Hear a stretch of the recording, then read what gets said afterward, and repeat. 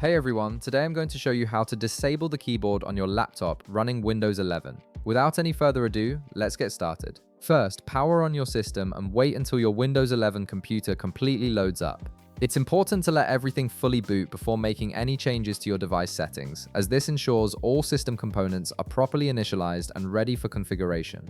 Once your PC is ready and you're at your desktop, you'll want to access the Device Manager, which is where Windows stores all the settings for your hardware components. To do this, look for the Start menu icon. That's the Windows logo located on your taskbar at the bottom of your screen. Instead of just clicking it normally, right-click on the Start menu icon. This brings up a special context menu with quick access to important system tools. From the menu that appears, locate and click on Device Manager.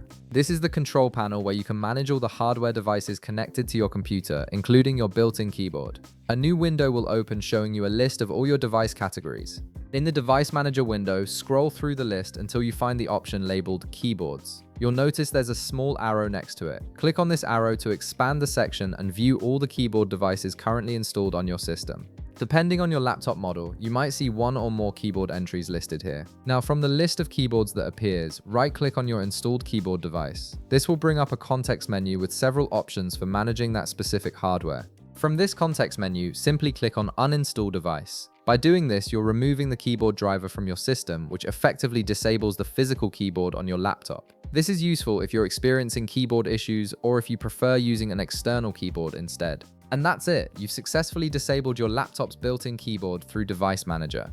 If this video helped you out, be sure to leave a like, subscribe, and I'll see you in the next one.